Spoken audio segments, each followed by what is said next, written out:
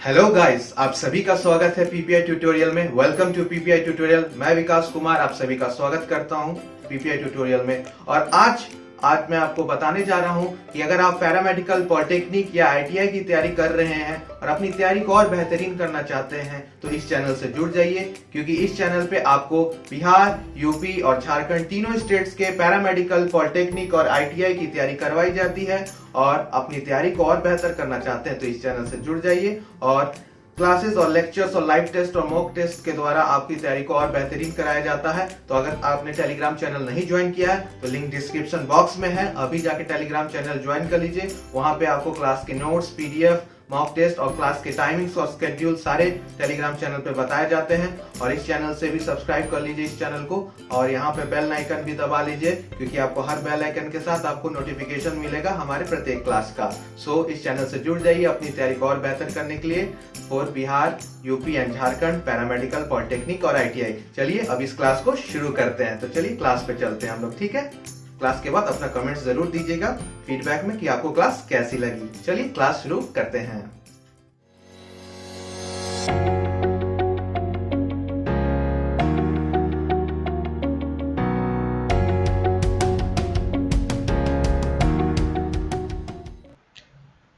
Hello my dear students, आप सभी का स्वागत है आपके अपने ही यूट्यूब चैनल पीपीआई ट्यूटोरियल में।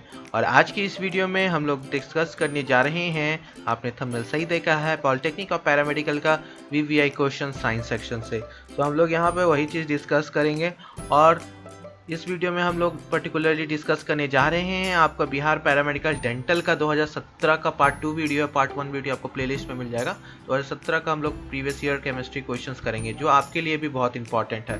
तो इस वीडियो में हम लोग पूरा डिस्कस करेंगे क्वेश्चंस प्रीवियस ईयर्स का। बहुत इंपॉर्टेंट है, क्योंकि आप बिहार, यूपी, झारखंड किसी भी स्टेट से हो, सबका सिलेबस तो एक ही रहता है, वो है आपका एनसीईआरटी। तो एनसीईआरटी से आप लोगों का ये क्वेश्चंस बनते हैं और बहुत इंपॉर्टेंट है। सो क्लास के बाद आप लोग अपना फीडबैक ज़रूर दीजिएगा कि आपको क्लास कैसी लगी, और सब्सक्राइब कर लीजिएगा अगर आपको क्लास अच्छी लगी। और वीवीआई और इम्पॉर्टेंट क्वेश्चन इसी तरह हम लोग आपको कराते रहेंगे। तो टेलीग्राम चैनल आप लोग ज्वाइन कर लीजिए, और साथ ही साथ हम लोग को इसी तरह के आपको क्लासेस करवाते हैं हम लोग, ठीक है।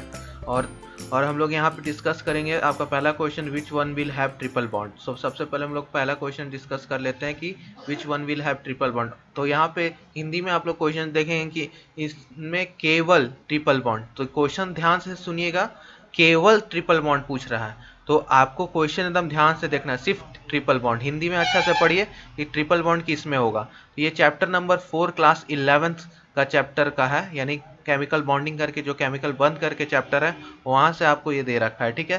सो वहाँ का ये क्वेश्चंस है। और यहाँ पे आप लोग देख सकते हो, इसका करेक्ट आंसर होगा N2, क्योंकि N2 में ही सिर्फ ट्रिपल बॉन्ड है, ठीक है। सिर्फ N2 में आपका ट्रिपल बॉन्ड है। इलेक्ट्रॉनिक विन्यास इसका क्या होगा, 1s2 2s2 2p3, ठीक है। इलेक्ट्रॉनिक विन्यास आपको करना मैंने सिखा रखा है। सो आउटर मोस्ट में आपका वैलेंस इलेक्ट्रॉन यानी संयोजी इलेक्ट्रॉन्स कितना होगा, आपका 5 होगा, ठीक है। सेकेंड यानी KL सेल में। सो स्ट्रक्चर ड्रॉ कर दिया मैंने यहाँ पे, 5 इलेक्ट्रॉन्स N, दोनों N में 5 इलेक्ट्रॉन्स, ठीक है। सो यहाँ ट्रिपल बॉन्ड बनेगा, 8 अष्टक नियम यानी 8 इलेक्ट्रॉन दोनों अपना में शेयर करेंगे, यानी 3 इलेक्ट्रॉन का शेयर होगा, यानी 3 पेयर्स ऑफ बॉन्ड बनेगा, कोवैलेंट बॉन्ड। तो ये ट्रिपल बॉन्ड हो गया। इसी तरह O2, C2H2 और H2O में भी हम लोगों को देखना है, ठीक है। सो O2 में आपका डबल बॉन्ड होगा, यानी O के बीच में डबल बॉन्ड। C2H2 के बीच में आपका ट्रिपल बॉन्ड होगा, लेकिन यहाँ पर आपका 2 H भी है, यानी HH यानी सिंगल बॉन्ड है। और क्वेश्चंस में क्या पूछा है कि सिर्फ आपका केवल ट्रिपल बॉन्ड, तो सिर्फ N2 में है। अगर पूछता कि किस में सिर्फ ट्रिपल बॉन्ड होगा तो दोनों B और C दोनों आंसर होता, लेकिन कंफ्यूज करने के लिए एग्जामिनर आपको दोनों दे रखा है, ठीक है। सो आपका यहाँ पे इस तरह से हो गया, और H2O में तो सिंगल बॉन्ड है। चलिए नेक्स्ट क्वेश्चन पे चलते हैं, ठीक है। सो सेकंड क्वेश्चन आ जाते हैं my dear student. Second question में आपसे क्या पूछ रहा है, तो सेकंड क्वेश्चन में आपसे पूछा जा रहा है कि बेयर प्रोसेस में हम लोग क्या चीज कौन से रिफाइन करते हैं, किसके ओर को, एस को हम लोग रिफाइन करते हैं, ठीक है। तो आपको ये बताना है। तो आइए देख लेते हैं आपका क्या होगा सही आंसर, जल्दी कॉमेंट बॉक्स में कॉमेंट कीजिए। सो बेयर के किस प्रक्रिया से इस अयस्क का शोधन करता है, यानी आपका एल्यूमिनियम ऑक्साइड ट्राइऑक्साइड यानी Al2O3.2H2O, ZnCO3, ZnS, CO2O किसके ओर को करता है?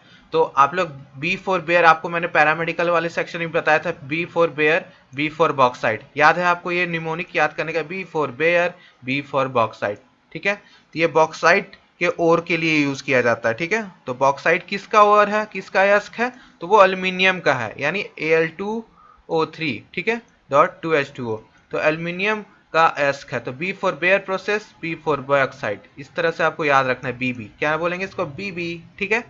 सो आपका करेक्ट उत्तर ए हो जाएगा। अब आपके लिए है ये कि आपको, हमारा स्पेशलिटी है कि हम लोग हर ऑप्शंस को डिस्कस करते हैं, तो ये होमवर्क है आपका, कमेंट बॉक्स में आपको डालना है। तो ZnCO3 किसके ओर में पाया जाता है, ZnS किसके ओर में पाया जाता है, CO2O किसके ओर से बनाया जाता है या पाया जाता है, तो आपको ये बताना है।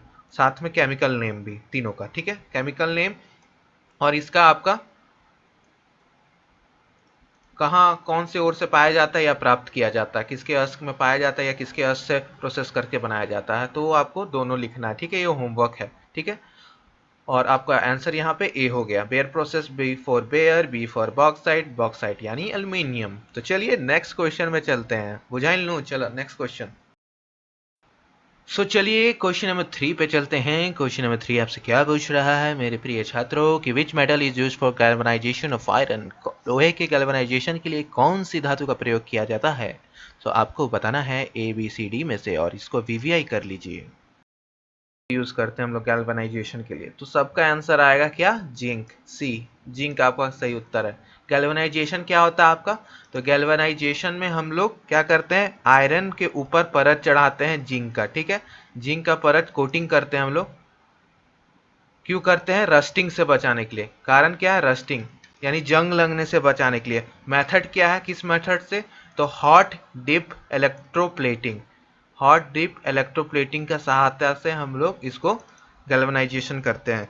और जिंक क्या करता है, एक ऑक्साइड का लेयर बना देता है, ऑक्साइड का लेयर, ठीक है, ऑक्साइड का लेयर बना देता है आयरन के ऊपर, जिसके वजह से सबसे पहले जिंक आपका खराब होता है। उसके बाद तो एयर और वाटर जो भी आए तो रस्ट फॉर्मेशन किसके साथ होगा? जिंक के साथ, और ये आयरन को सेव करके रखेगा। तो ये बहुत अच्छा मेथड है और हम लोग डे टू डे लाइफ में इसको यूज़ करते हैं। आयरन को रस्टिंग से बचाने के लिए डे टू डे लाइफ में ये यूज़ होता है, ठीक है। तो लोहे को बचाने के लिए जिंक के परत लगाते हैं। जिंक से क्या बनता है? जिंक ऑक्साइड बनता है, जो आपको एयर या वाटर का प्रेजेंस में रस्टिंग से बचाता है आयरन को। मेथड क्या है चढ़ाने का जिंक को आयरन के ऊपर? Hot dip electroplating, DIP dip, ठीक है, hot dip electroplating. So zinc coating इसको करते हैं, ठीक है, जिंक कोट करने के लिए। ये था आपका क्वेश्चन नंबर 3। चलिए अब नेक्स्ट क्वेश्चन पे चलते हैं। चलिए नेक्स्ट क्वेश्चन की ओर चलते हैं। नेक्स्ट क्वेश्चन आपसे क्या पूछ रहा है? नेक्स्ट क्वेश्चन आपसे पूछ रहा है कि it's boiling point is not constant, इसका क्वथनांक आपका स्थिर नहीं होता है, ठीक है। बेंजीन का, C2H5OH यानी इथेनॉल का, लवण विलयन का यानी सॉल्ट सॉल्यूशन का, या जल का, किसका आपका बॉइलिंग दिए गए हुए ऑप्शंस में से कांस्टेंट नहीं है? तो देखिए बेंजीन एक कंपाउंड है, करेक्ट, यौगिक है। C2H5OH यानी इथेनॉल भी एक यौगिक है, वाटर भी एक यौगिक है, लेकिन यहाँ सॉल्ट सोल्यूशन, सिर्फ सॉल्ट सोल्यूशन लिखा हुआ। अब किसका सॉल्ट सोल्यूशन, ये हमको फिक्स नहीं है, तो ये आपका बॉइलिंग पॉइंट इसका फिक्स नहीं होगा, क्योंकि ये तो सारे कंपाउंड्स है, A, B और D आपका कंपाउंड्स है, ठीक है, यौगिक है। लेकिन आपका सॉल्ट सोल्यूशन में तो कुछ भी सॉल्ट सोल्यूशन होता है, किसी की भी लवण का सॉल्ट सोल्यूशन हो सकता है, इसलिए इसका फिक्स नहीं रहेगा। तो सी आपका बहुत ही कॉमन सेंस वाला था, ठीक है। तो सॉल्ट सोल्यूशन यानी सी, ठीक है, लवण विलयन। जल का क्या होता है? बॉइलिंग पॉइंट 100 डिग्री सेल्सियस, ठीक है। इसी प्रकार से इसका भी होगा, बेंजीन का भी होगा। आपका सबका यहाँ पे फिक्स है, सॉल्ट सोल्यूशन का नहीं है। चलिए नेक्स्ट क्वेश्चन पे चलते हैं। Next question my dear student पूछ रहा है आपका 3 तत्व दे रखा, आर्गन, पोटेशियम एंड कैल्शियम, उसका Z और A दोनों दे रखा है। Z मतलब एटॉमिक नंबर और A मतलब एटॉमिक मास नंबर। तो आपको बताना है समस्थानिक है, समभारिक है, सब न्यूट्रॉनिक है, या इनमें से कोई नहीं, नॉन ऑफ दिस, ठीक है। तो आपको नॉन ऑफ दिस बताना है, ठीक है, नॉन ऑफ दिस बताना है आपका। तो आइए देखते हैं एक एक करके किस तरह से हम लोग निकालते हैं। तो सबसे पहले न्यूट्रॉन्स की संख्या सबका निकाल लेते हैं, आर्गन, पोटेशियम, कैल्शियम, ठीक है। तो 18, 40, 19, 40, और 20 40, सबका न्यूट्रॉन्स का संख्या निकालिए। न्यूट्रॉन्स निकालने के लिए क्या बताऊं, a माइनस जेड, याद है सभी को? तो सबका कीजिए एक साथ। 40 माइनस 18 कितना हो गया आपका? कितना हो गया यहाँ पे बताइए जल्दी। 40 में से 18 गया तो कितना हो गया आपका? ये हो गया आपका 22। यहाँ देख लेते हैं, 40 माइनस 19 कितना गया आपका? 21। इसका देख लेते हैं, इसका क्या हो गया आपका? 40 माइनस 20, ये क्या आया आपका? 20। ठीक है। सो आपको यहाँ पर अब देखना है कि ये क्या है। इसमें तो आपका 20 21 और 22 दे रखा है। यहाँ पे एक चीज हम आपको पढ़ाए थे कि जब आपका सेम हो एटॉमिक नंबर और डिफरेंट हो, सॉरी सेम हो आपका एटॉमिक मास नंबर और डिफरेंट हो एटॉमिक नंबर, तो उसको हम लोग आइसोबार का कैटेगरी में डालते हैं। ठीक है, तो ये आइसोबार का कैटेगरी में होगा। इसको निकालने के लिए आवश्यकता नहीं है ये चीज़। ठीक है, इसको निकालने की आवश्यकता नहीं है ये चीज़, ये सिंपली देखने से ही पता चल रहा है, हमको इतना करने का जरूरत नहीं है। ठीक है, सिंपली देखने से ये पता चल रहा है कि 40 40 40 है। सेम आपका क्या है? सेम रहेगा जब आपका A और डिफरेंट रहेगा आपका Z, उसको क्या बोलते हैं? आइसोबार, संभारिक। ठीक है, और आइसोटोप्स क्या हो जाएगा? सेम, सेम रहता है आपका Z और डिफरेंट रहता है A। ठीक है, तो ये आइसोबार का कैटेगरी में आएगा, इसके लिए न्यूट्रॉन्स की संख्या निकालने का जरूरत नहीं है। ठीक है, तो इसका B हो जाएगा आपका आइसोबार। आइसोबार का मतलब क्या होता है? सेम A और डिफरेंट Z। ठीक है, इजी क्वेश्चन था, बहुत इजी क्वेश्चन था, करा रखा है मैंने पहले ही, अब बहुत बार आ चुका है ये क्वेश्चन, रिपीटेड है। चलिए नेक्स्ट क्वेश्चन पे चलते हैं।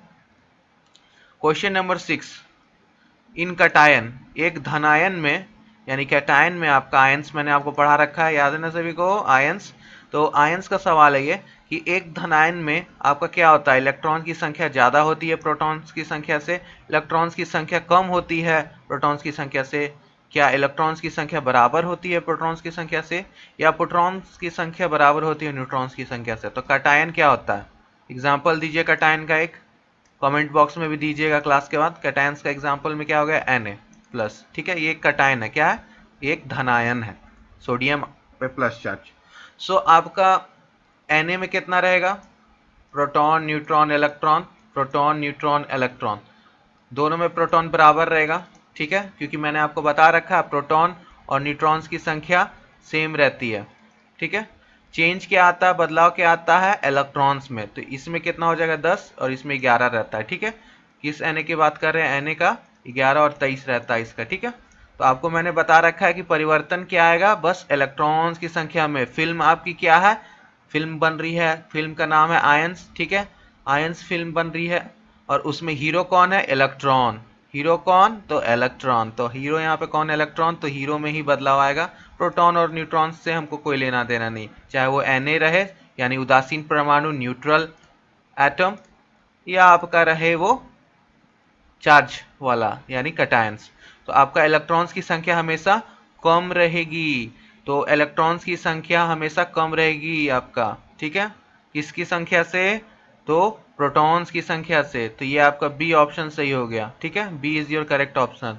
ठीक, तो प्रोटॉन्स की संख्या हमेशा ज्यादा रहेगी इलेक्ट्रॉन्स से, इलेक्ट्रॉन्स क्योंकि कम हो जाएगा। और कोई भी उदासीन परमाणु का हम लोग यही जानते हैं, यानी न्यूट्रल एटम में, उदासीन परमाणु में, कि आपका प्रोटॉन और इलेक्ट्रॉन बराबर रहता है। ठीक है, उदासीन परमाणु में, लेकिन जब चार्ज आ जाता है तो हमेशा इलेक्ट्रॉन्स कम होता है, तभी तो उसके ऊपर प्लस चार्ज आ गया। ठीक है, सो इलेक्ट्रॉन्स कम हो जाता है, इसलिए इलेक्ट्रॉन्स इज स्मॉलर, मतलब proton is greater than electron. तो आपका बी ऑप्शन है। ठीक है, यहाँ प्रोटॉन ज्यादा है, तो बी आपका करेक्ट ऑप्शन हो गया यहाँ पे। समझ में आया क्वेश्चन? चलिए नेक्स्ट क्वेश्चन की ओर चलते हैं। सो नेक्स्ट क्वेश्चन पे आ जाते हैं। क्वेश्चन नंबर 7 आपसे क्या पूछ रहा है माय डियर स्टूडेंट्स कि फॉर्मूला R2O यानी 2R और O है, वो क्या शो करता है आपका? एक ईस्टर यानी ईस्टर, एक कीटोन, या आपका ईथर, या एसिडिक एनहाइड्राइड। ठीक है, डी ऑप्शन क्या है?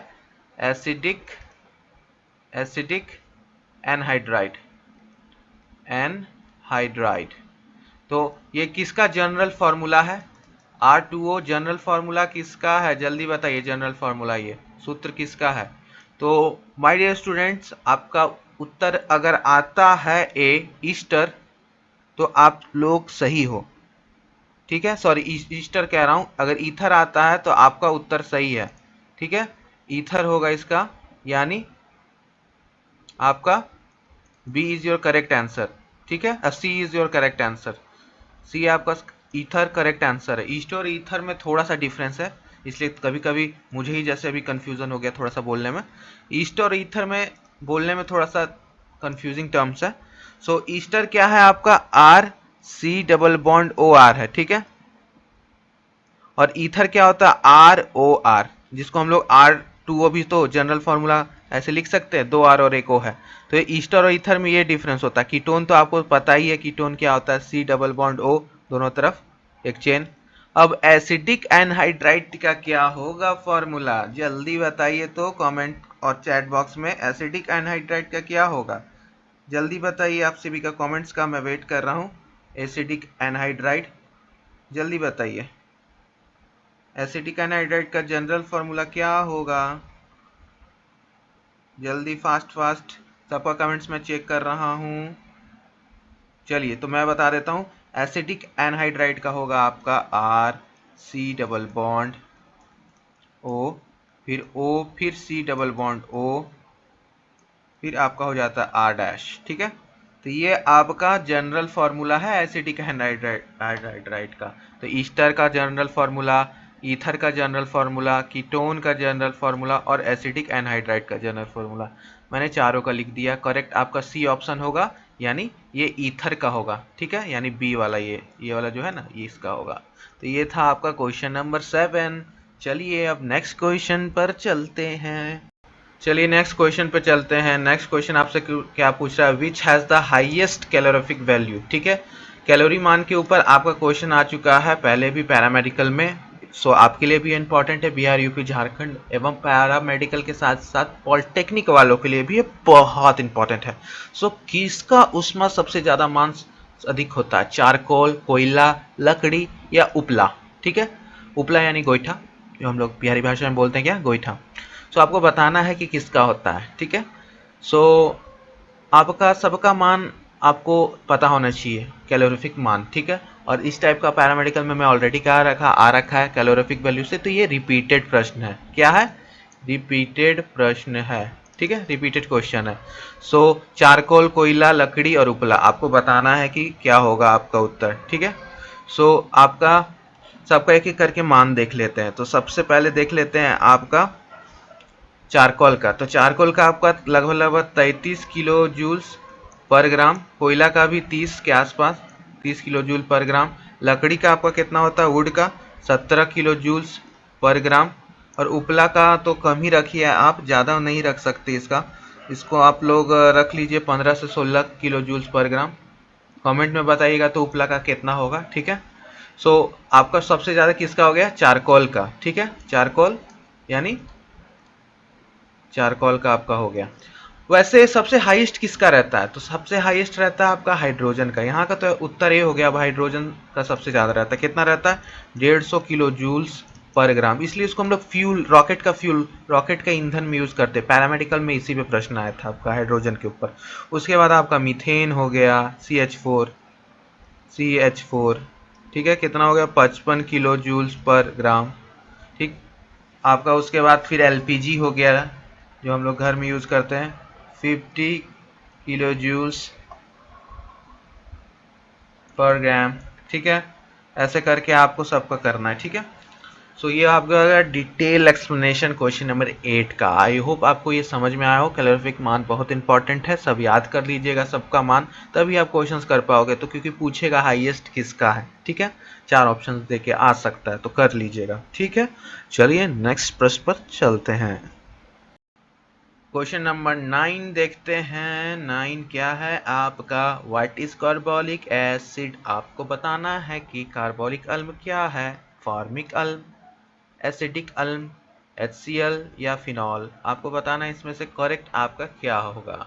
सो formic acid, acetic acid, HCl या फिनॉल। तो ये रिपीटेड प्रश्न है। कार्बोलिक एसिड पे एक बार और पैरामेडिकल में आ रखा है आपका, तो ये रिपीटेड प्रश्न ये भी जाएगा। और ये है आपका ठीक है, फिनॉल। डी फिनॉल आपका कार्बोलिक एसिड हो गया। ठीक है, तो कार्बोलिक एसिड का फॉर्मूला क्या है, फिनॉल को बोलते हैं कार्बोलिक एसिड। ठीक है, चलिए नेक्स्ट क्वेश्चन पे चलते हैं। चलिए नेक्स्ट सवाल पर चलते हैं। नेक्स्ट सवाल आपसे क्या पूछ रहा है मेरे प्रिय छात्रों, यहाँ पर आपसे क्वेश्चन पूछा जा रहा है कि what is the colour of the outer part of the candle flame. और ये भी रिपीटेड प्रश्न है। इस तरह का प्रश्न आपका पैरामेडिकल में आ रखा है मोमबत्ती के ऊपर, कैंडल फ्लेम के ऊपर। सो मोमबत्ती के लौ के बाहर वाले हिस्से का रंग क्या होता है। सो क्वेश्चन का आंसर बताने से पहले मैं डिटेल में समझा देता हूँ आपको। ये आपका मोमबत्ती हो गया, बड़ा बना देता हूँ। ये मोमबत्ती हो गया, इसका आपका 3 पार्ट होता है, सबसे बाहरी पार्ट, फिर अंदरूनी पार्ट और सबसे अंदर वाला पार्ट। सबसे बाहर वाला पार्ट को हम लोग क्या बोलते हैं, आउटर जोन, आउटर जोन बोलते हैं। ठीक है, और ये किस कलर का होता है आपका, ब्लू कलर का। क्यों होता है ब्लू कलर, क्योंकि कंप्लीट कंबशन हो जाता है, पूरी तरह से जलता है, कंप्लीट कंबशन होता है। ठीक, करेक्ट बोल रहा हूँ। और कंप्लीट कंबशन होने के कारण सबसे हॉटेस्ट रहता है, हॉटेस्ट जोन, सबसे गर्म, हॉटेस्ट जोन। ठीक है, और सेकंड जोन है इनर जोन। इनर जोन आपका क्या होता है, येलो कलर का होता है। इनकम्प्लीट कंबशन, इसके चलते येलो कलर, इनकम्प्लीट, पूरी तरह से नहीं जल पाता है, तो इनकम्प्लीट कंबशन यहाँ पे, इनकम्प्लीट कंबशन। ठीक है, तो इनकम्प्लीट कंबशन है यहाँ पे। सो इसका सेकंड हॉटेस्ट जोन, सबसे कम हॉटेस्ट जोन है उसके बाद। ठीक है, सबसे हॉटेस्ट जोन के बाद ये आ जाता है। और अंदर में तो इसको हम लोग सबसे सबसे क्या बोलते हैं, इनर मोस्ट जोन। ठीक है, सबसे इनर जोन बोलते हैं। ठीक है, इसको सेकंड जोन भी बोल सकते हो, और सबसे इनर मोस्ट जोन है आपका, इनर मोस्ट जोन। ठीक है, सो इसका आपका यहाँ पे कोई ज़्यादा नहीं रहता हॉटनेस, क्योंकि यहाँ पे ये डार्क डार्क रीजन भी बोल सकते हो इसको। ठीक है, सबसे डार्क रीजन भी इसको बोल सकते हो आप लोग, क्या बोल सकते हो, सबसे डार्क रीजन। ठीक, तो ये था आपका कंप्लीट। और ये ब्लैक होता है, क्या होता है, ब्लैक। ठीक, अनबर्न्ट यहाँ पे रहता है सब चीज़।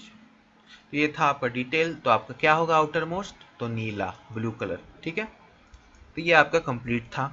कैसा लगा क्लास आपको, कमेंट करके ज़रूर बताना। इसी तरह के क्लास को पाने के लिए सब्सक्राइब कर लीजिए पीपीआई ट्यूटोरियल को, और प्लेलिस्ट में जाके देखिए, और भी क्लासेस है, पॉलिटेक्निक पैरामेडिकल दोनों का प्लेलिस्ट बना रखा है, तो प्लेलिस्ट में एक बार जाके देखिए। और टेलीग्राम चैनल जरूर ज्वाइन कर लीजिएगा अगर पहली बार आए हो तो, और सब्सक्राइब करना ना भूलना इसी तरह के क्लासेस पाने के लिए। तब तक के लिए पीपीआई ट्यूटोरियल पे पढ़ते रहिए, हंसते रहिए और मुस्कुराते रहिए। Bye bye and keep studying my dear students.